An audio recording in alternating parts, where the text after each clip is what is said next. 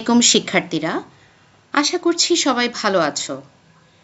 তোমাদের চতুর্থ শ্রেণীর বাংলা পাঠ্যপুস্তকে নতুন একটি অধ্যায় যুক্ত হয়েছে। আজকে আমরা একসাথে সেটা পড়ে ফেলব। টুনুর কথা। বাবা মা তাকে আদর করে টুনু নামে ডাকতেন। তার বাড়ি ছিল কিশোরগঞ্জ জেলার কেন্দুয়া গ্রামে। 9 ভাই বোনের মধ্যে সে ছিল সবার বড়। ছেলেটির বাড়ির পাশ দিয়ে ব্রহ্মপুত্র নদী বয়ে গেছে। সে সারাদিন নদী দেখত, নদীর তীরের কাশবন দেখত, নদীর উপর উড়ে যাওয়া পাখি দেখত, গুনটানা নৌকা দেখত, আর দেখত পথঘাট, গাছপালা, আকাশ ও ফসলের মাঠ। ছেলেটা এসব দেখত আর ছবি আঁকত। ছবি আঁকতে তার খুব ভালো লাগত। পাখির ছবি, নদীর ছবি, নৌকার ছবি, জেলেদের মাছ ধরার ছবি সহ আরও কত ছবি। ছবি এঁকে এঁকে সে তার মাকে দেখাতো। মা তার ছবি দেখে খুব খুশি হতেন। তার খুব ইচ্ছা ছবি আঁকার ওপর পড়াশোনা করবে।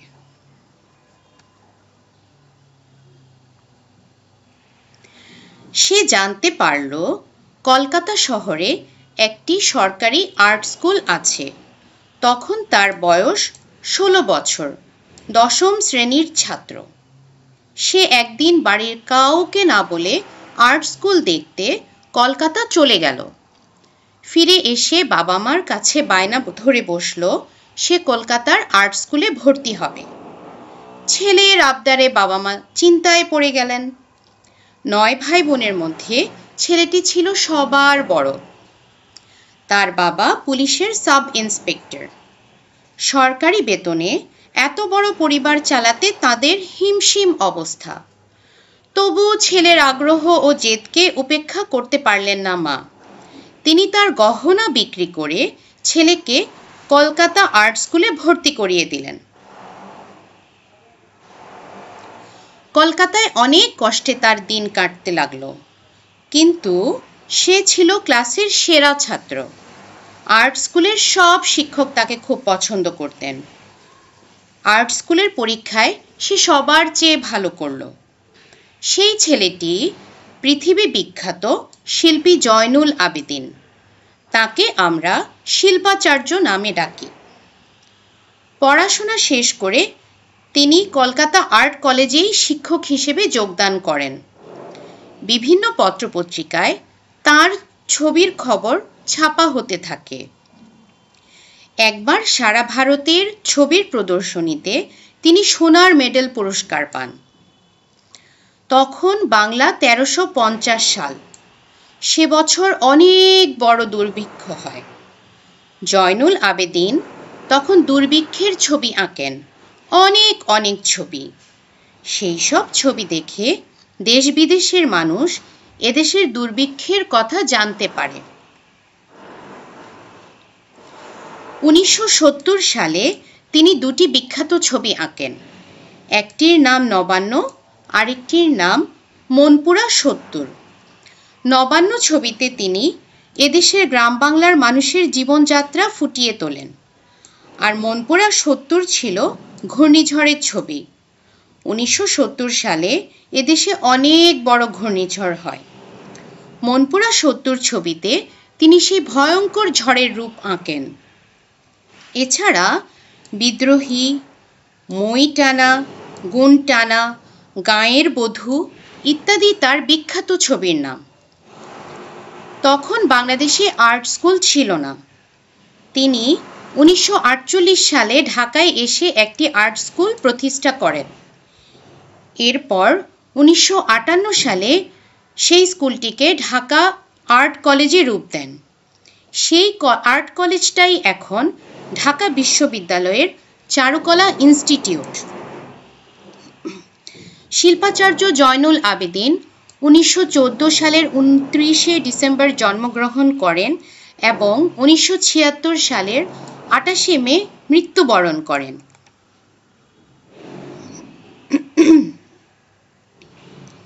এখন আমরা একসাথে অনুশীলনী পড়ব। দেখো এখানে কিছু শব্দার্থ, কিছু শূন্যস্থান পূরণ, তার সংক্ষিপ্ত জীবনী, মিলকরণ এবং কিছু প্রশ্ন উত্তর আছে। চলো আমরা একসাথে পড়ে নিচ্ছি।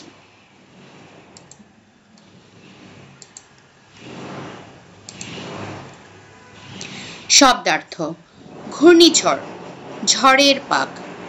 গুণ টানা, দড়ি দ্বারা বাঁধিয়ে টানা। দুর্ভিক্ষ, ভিক্ষার অভাব অথবা আকাল। নবান্ন, হেমন্ত মাসে নতুন ধান কাটার পর সেই ধান দিয়ে পালিত উৎসব। বিদ্রোহী, বিরোধিতাকারী। চলো এবার একসাথে শূন্যস্থান পূরণ করি। জয়নুলের বাড়ির পাশ দিয়ে ব্রহ্মপুত্র নদী বয়ে গেছে।